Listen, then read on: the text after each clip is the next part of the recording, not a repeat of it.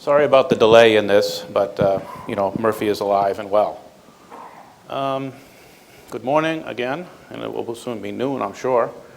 But this presentation has been a long time in coming, you could say. And I know some of you are looking forward to it, and I hope that we don't disappoint. How many of you, give me a raise of your hands, please, know what ABB is or who we are? So we have a pretty good coverage here, so I'm not going to talk too much about what the company is. But basically, the joke in ABB is that you don't call ABB if you need a light switch or a plug. You call ABB if you have a small country that you need wired for electricity. Okay? That's, in a nutshell, pretty much what we do. We have 5 different divisions. We're approximately, $30+ billion company, about 120,000 employees. Not that old, but very old. We have 5 divisions here. The one on the left is called Power Products. We manufacture transformers, big ones, small ones. I think the smallest transformer we make is about, as big as a trash can. The biggest one we make, I think 2 of them will fill up this conference hall. Power Systems, this is a projecting division. And what we do is we put together all these little things that we make, or big things, into distribution systems, kind of like substations. You probably see these. And in fact, there is one of our gas-insulated switchgear systems operating in Las Vegas right across the street at the Bellagio. We also do something called flexible AC transmission systems. There's one operating here nearby Hoover Dam, which is helping to transmit power to Los Angeles. It's actually able to elevate the constraint of the transmission line. Automation products. This is mostly for industrial things, motors, drives, things like this. And special high-power electronics. We develop different kinds of high-power transistors.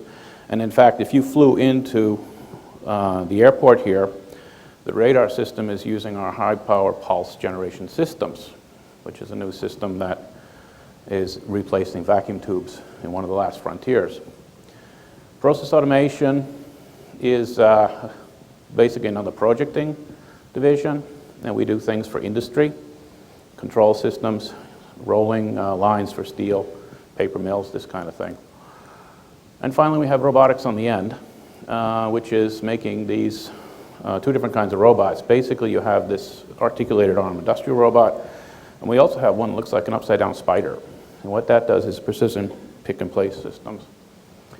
And we're a market leader in many, many different areas. In fact, some of our products, we are the market leader with over 90% of the global market. And some of them we're a little bit less. But we are quite well known, at least within our segments.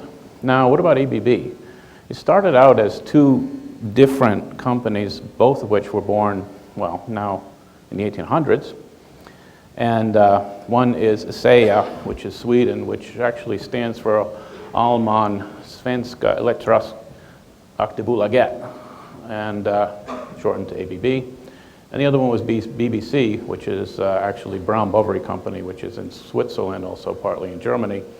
In 1988, they were combined to form ABB. So actually, we're 20 years old now, but more than 100 years old. We also have acquired a lot of companies as well, Westinghouse, for example, from here. And in Finland, where I am located, it used to be called Strömberg, and many of the colleagues are from that place as well. Now, why is quality and operational excellence so critical to us? We refer to this as our Audi diagram. Why we say Audi? Because we have the circles kind of linked together. Now, what we have are customers. And as all your customers are doing, they're asking for more and more for less and less. Now, ABB itself, of course, we're a public company. We have stockholders and whatnot.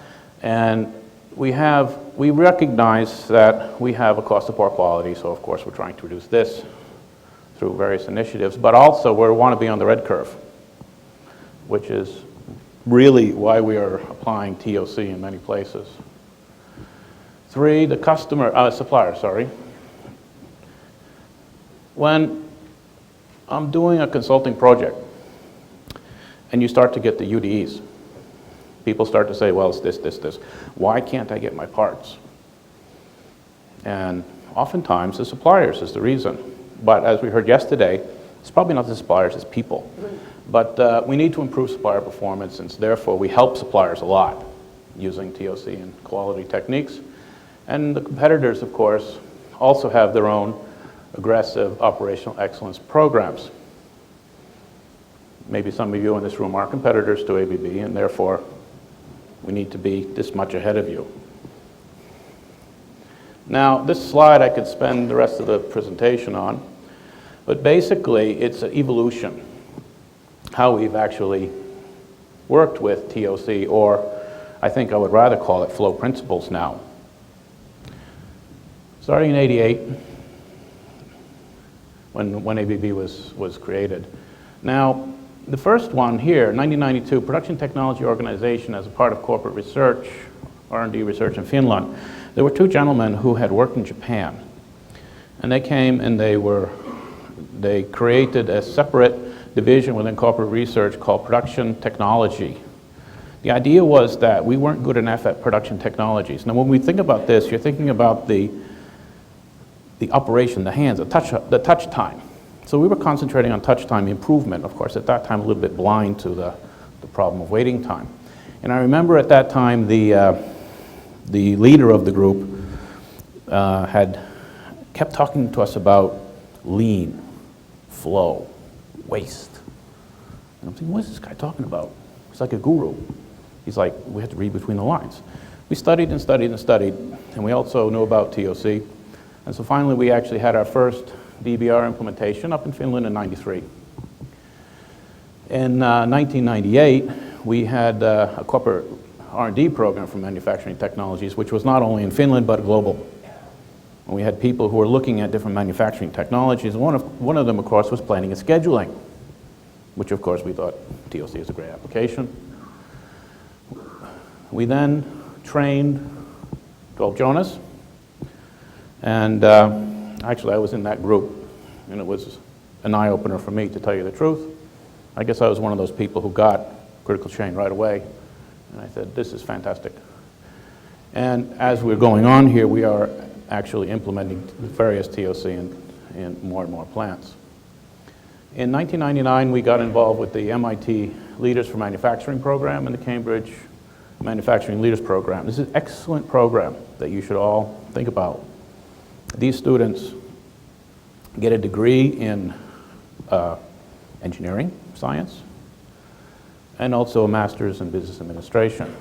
And they work for companies as interns, and they graduate, and then partner companies like ABB, of course, can hire them if we pay them enough.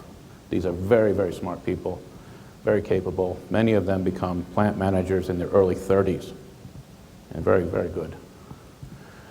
In 2001, Ellie visited us the first time, and in this case it was for a necessary but not sufficient type of implementation in our Helsinki factory, and I believe Ellie didn't like it so much because we made him smoke outside in February. Ellie also visited us again in 2003. I don't have it on the graph here, but he was actually speaking with an entire division, and at that time, unfortunately, ABB was in very rough financial conditions. The company almost went bust. And even though we did want to work with Gold Rock Marketing, I mean the Gold Rock Consulting Group, we just couldn't figure out where we're going to get the money, which probably today I think is a mistake. In 2002, what's my microphone here? In 2002, we discovered Conweb. What does that mean? Well, we were working on a lean application where we said, well, this will work pretty good if we limit the whip, okay, which means choke the release, okay? And so we used a simple mechanism of cards to do this. We didn't really know it, but this was quite common practice within Japan and other places who are using lean. But this was an interesting case because it was the first time it showed us that if you cut the whip in half, your output will go up by about 1.5. So we said, there's something going on here. We need to apply more of these. In 2003, we developed what we call the CP3 program. I'll be describing this at length.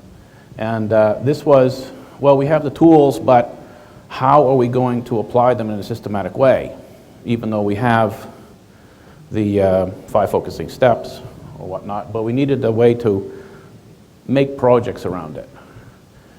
In 2003, we also had the Operational Excellence Program start within one of the divisions where we teach a lot of different lean techniques, a lot of the TOC techniques, a lot of quality techniques in fairly large groups to people who are picked as the future operations managers and production managers, supply chain managers, quality managers, things like this. This program has been going on for quite some time and is extremely successful in terms of an education. I could fill this room with just the people who have learned TOC through that. 2004, we had our first critical chain implementation, and I think we actually had 2 in that year, and my colleague Satu here, I think, was involved in one of them. 2005, we did the distribution solution.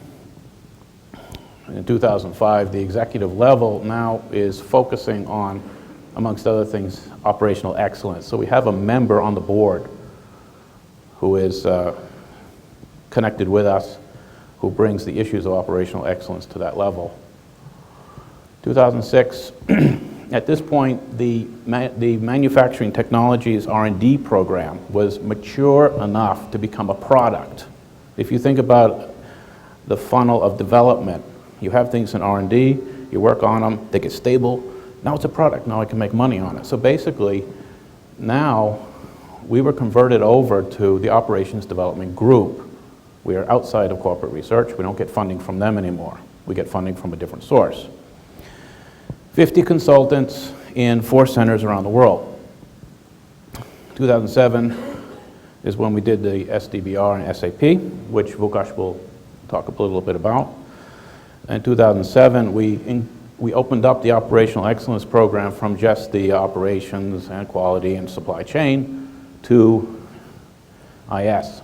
So in other words, the software people who are helping us with SAP and things like that were now becoming educated in all of these other principles, especially TOC. Let's see. 2008, well this year, we had our first implementation of the dynamic buffer management in SAP. 2008, we now have the Operational Excellence Program for controllers.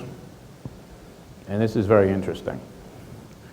Teaching them about critical chain, it opens their eyes. This is why the projects are late. This is why they're so expensive. Now, by this year, we have 100 people trained in what we call advanced TOC. Advanced TOC teaches, and I'll show you on a slide a little bit, it's almost like your Jonah course was back in '99. So of course we need to bring up its content. If we look at how we were thinking in the 90s, it was process thinking plus lean thinking. If we look at how we were thinking in this decade, it's TOC focusing process and lean thinking. And we're starting to be on the red curve.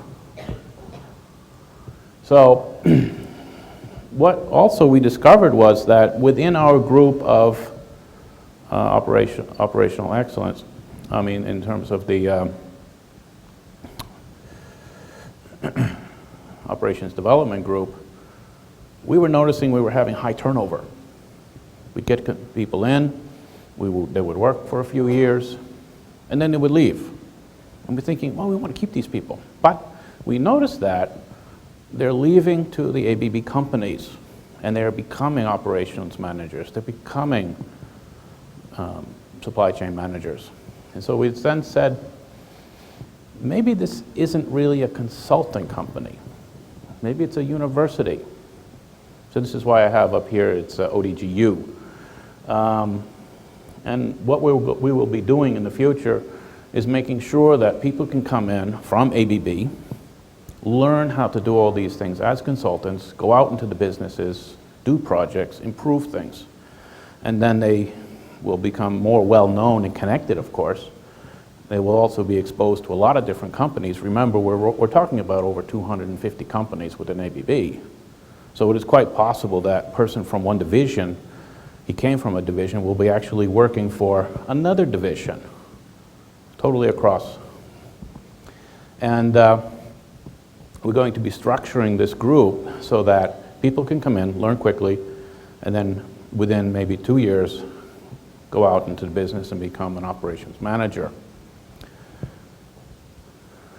This is, at least as of last month, most of the people that we have within the operations development group. Some of the faces you might recognize from here. We have in Finland a group, we have a few people in Zurich, we have in Bengaluru in India a group, we have in Beijing, and one in Raleigh, North Carolina, in the States here. We also have a mission and vision, and this helps us focus so that if we read the mission, together with the ABB businesses and stakeholders, continuously improve ABB's performance and competitiveness. Additionally, support developing operational excellence competencies across ABB. So the first line is consulting, the second line is education and job transfer. The vision for ABB as a whole is that ABB is the benchmark in quality and operational excellence in our industry. We have a ways to go. Operational Excellence Program. Like I was describing, we have classroom training. They do projects within their own companies. In this particular example is a DBR application and transformer factory. We are hosted usually by a local company, and we do benchmarking within their own company. We also do benchmarking for companies in the local area of that hosting company, just to get a totally different perspective. And then finally, we have a lot of fun, and we witness the local culture. I don't know how many people enjoyed the Finnish one where you take a sauna and jump through the hole in the ice. Okay, these couple slides may not educate you that much, but you have theory of constraints where we have the 5 focusing steps. We use the 2 primary areas of the 5 focusing steps in the thinking process. And then we have lean. Lean, create a streamlined flow of orders pulled through the value stream by reducing the 8 wastes. We include the unused employee creativity as a form of waste. Now we have a combination of TOC, and this is things like TLS have been talked about quite a bit. What we do is to identify the constraint, we use value stream mapping, as if it's not clear, what usually it is. Exploiting the constraint, of course, removing the waste, TPM, setup, that kind of stuff. And then subordination, is, at least in our minds, is to make sure that you have a smooth flow. Don't waste the constraint. So this is our training, for example, what we would include in our advanced TOC. We also have training in Lean, and we also have Six Sigma, and a thing we call 4Q, which is kind of like the A3, if you've heard of this from Lean. So we have a good toolbox, and we've had some good results in a few factories, but we needed a process. So we have the toolbox, but because we were at the time a research organization, we said, well, let's put together a process for improving factories, similar to process for developing new product. And we came up with the CP3 process. Now, what it is an on-site assessment to begin with, a gated development, which has specific checklists within each of the gates. So you have to analyze the situation, use a lot of the thinking process tools here, plan what you're going to do to improve it. Basically, you would have figured out what your injections are by here. You'd be doing your PRT here. You would, in this stage, you would be development. Development really means build the solution, because an injection is something that changes the reality. You have to build something in order to change that, change the way the system is working. And you pilot it in a small place, and then you expand it out into the factory. And then we hand it over, in other words, the consultants, the ODG consultants will then come out, but the project is still running within the factory until gate 6, where it is closed, and finally verify the results. The plant assessment, we use value stream map, as I say. We identify the constraint, we find the initial root causes. We do a lot of simulation games to get the buy-in. This helps quite a bit. And then we have some decisions on the next steps. This is an example of a value stream map with these two things as the possible constraints depending on what the product is. And here's a couple of people making some future reality trees. One of the simulation games we have is called Samba. Now, it is a game for late customization. We build the little cars out of Legos, and this is great fun, and I was going to show you a couple of the, we do it in 3 rounds. The first round is we give them a way to do the manufacturing, which is not that optimal, and they have a lot of trouble. The second round is we teach them principles of lean and TOC, and they try to implement it, they get a little better. And then in the third round, we would actually help them a lot to create a really good pull system.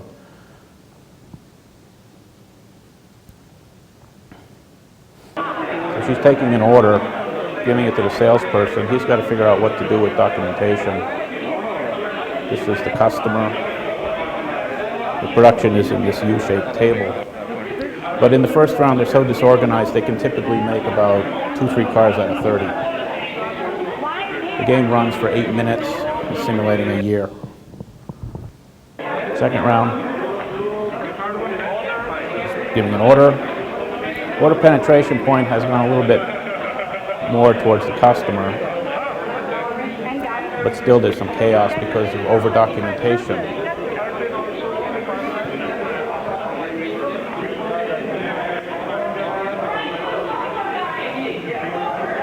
They haven't quite got the pull thing figured out. They don't have buffers right.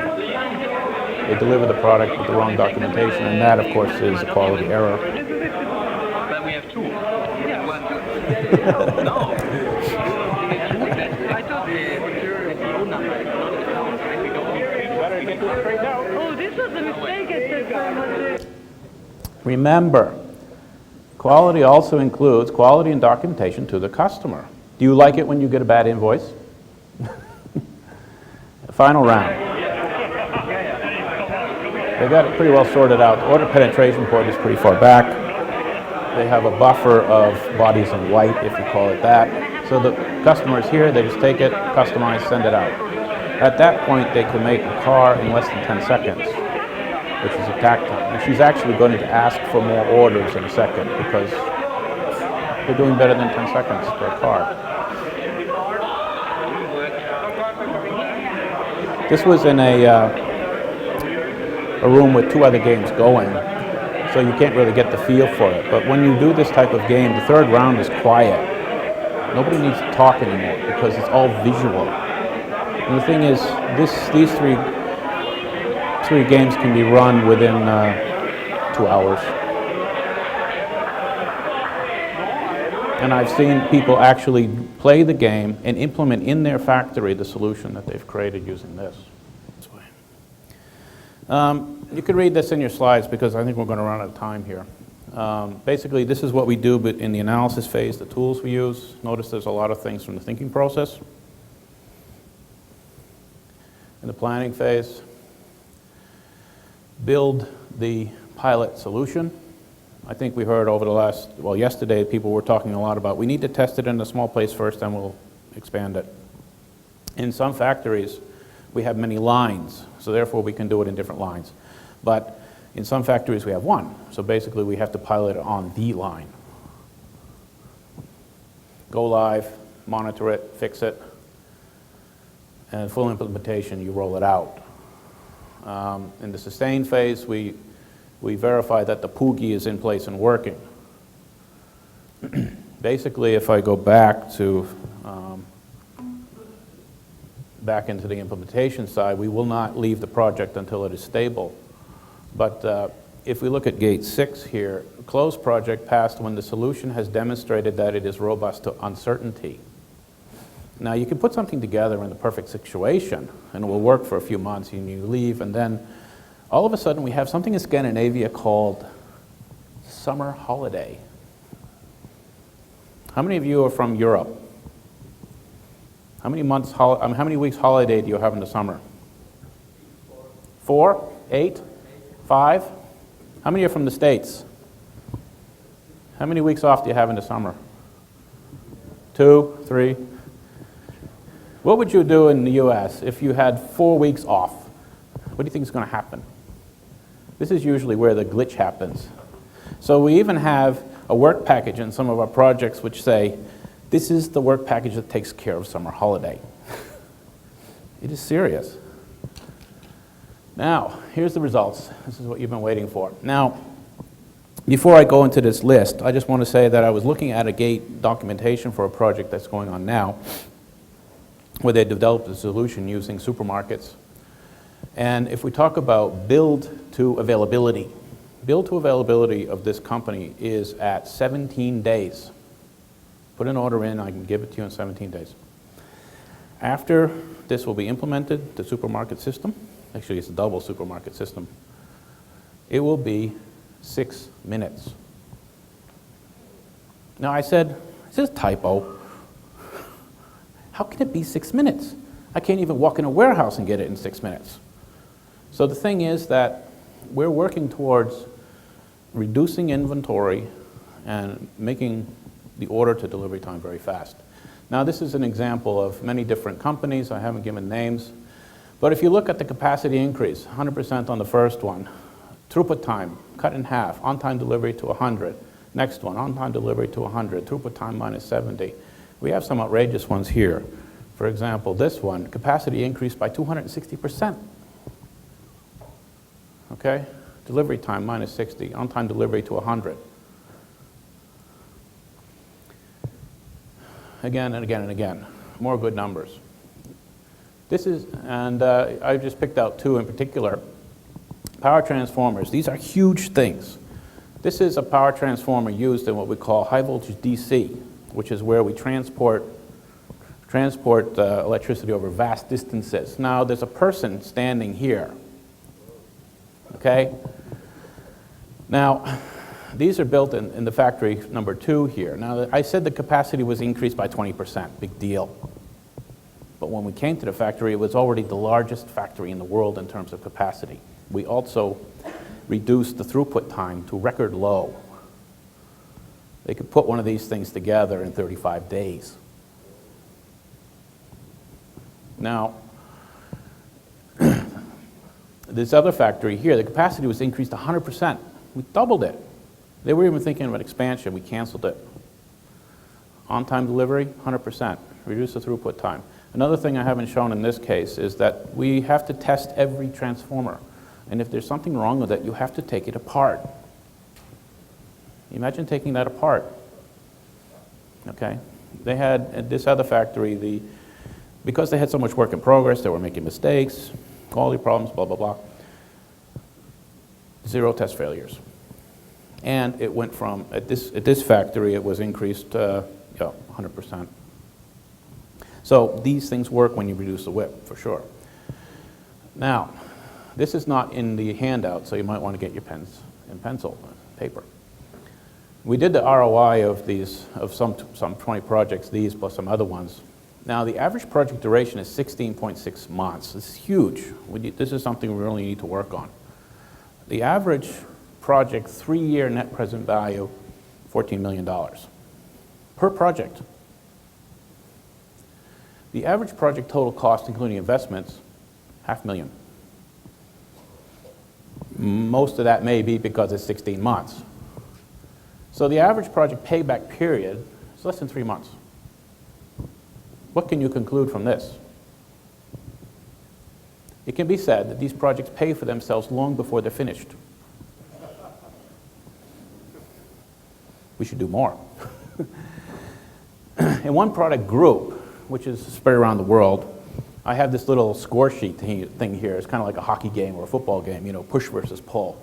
And over the years we've been working, we've managed to get 28 pull applications or flow-based applications versus 19 push applications. What do I mean by push? It's MRP, it's project management, straight project management, not critical chain, or what we call XL-HEL. XL-HEL is where you have Excel sheets all over the factory. People have their own local schedules, you know, and they don't talk to each other.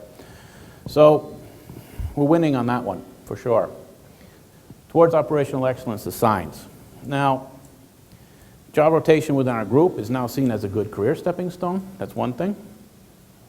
Structured operational excellence programs are becoming stronger. Throughput accounting principles are using in the expense process. We'll focus on waste elimination as well as process efficiency. And the final one here, speed is understood as equal to technology and service as an element of unfair competitive advantage. I think you call it decisive competitive edge. Now, what are these pictures all about? The thing is, you start to walk through factories all around ABB and you start to see indications of it. One thing I saw was this clock. This clock is actually wrong. The time I took the picture was 12:17. It says it's 5 minutes to 12, and there's a light attached to it. That clock says how many minutes in the shift has the constraint been down. This chart is actually more powerful. This is what they look at in Zurich for this particular product group. It shows the location of the primary constraint and the one that will happen next if we elevate it, given process step. Factories around the world for the same type of product. This is the expected increase if they elevate the first constraint. If somebody comes to them and says, I need $10 million for a new press or a new winder, the first question they will get is it your constraint? And if they say no, they are turned away. Future. Still got a lot of operational units to go. We're working on the sales process now because some places we've elevated the internal constraint, the constraints in the market. Large projects areas we need to work on more, supplier integration more, R&D process. We have it in some places but not all. And mergers and acquisitions. ABB has cash. We're on a buying spree. But the thing is, we want to buy companies that will be good so we can apply TOC in looking at those. Okay, Vukash. Sorry if I burned up your buffer.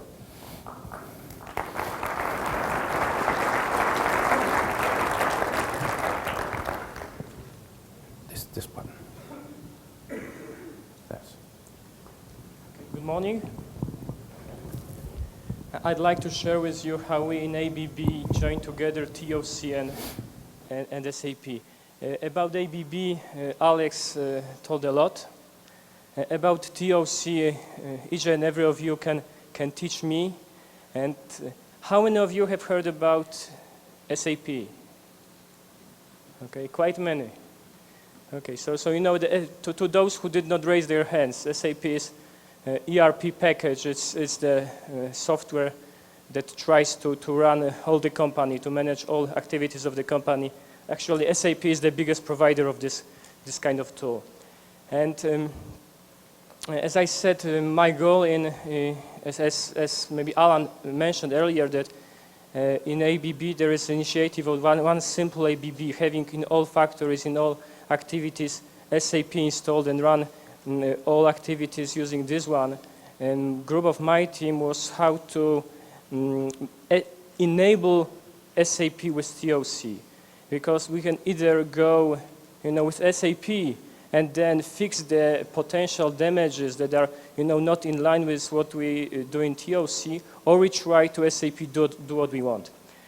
First, I'd like to thank Alan Barnard and Eli Schragenheim. Okay, to these guys who have guided us through the process of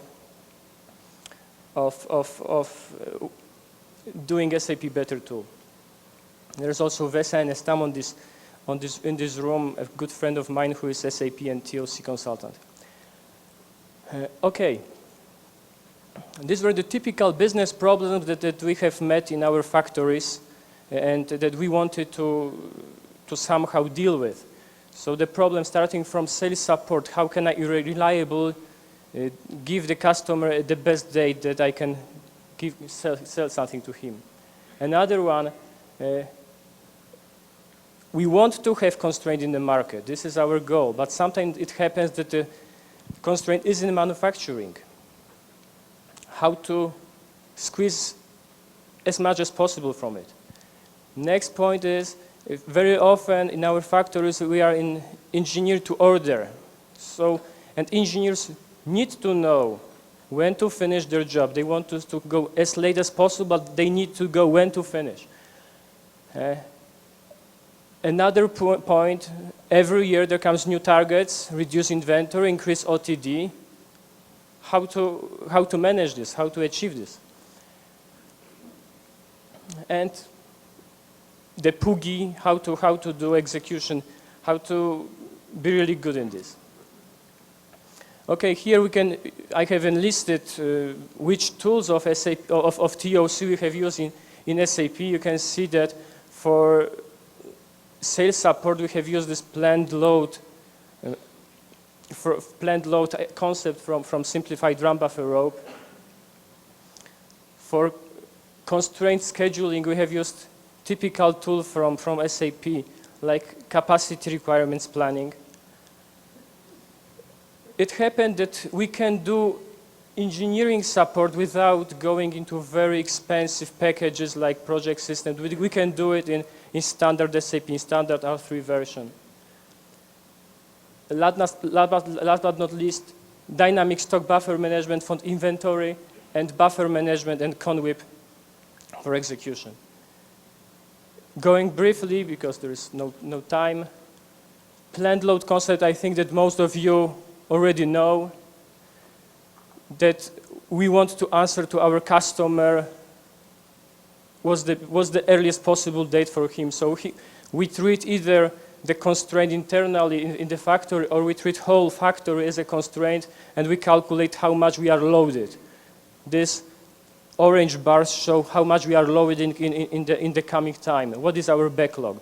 What it means to us, it means that at the end of this planned load, that we call end of planned load, is a place that we can place a new order from our customer. So we place a new order here. And also going further, as you know, from simplified drum buffer rope, to know when to give it to customer and when to start it, we can judge it by a simple rule like 50% of production buffer.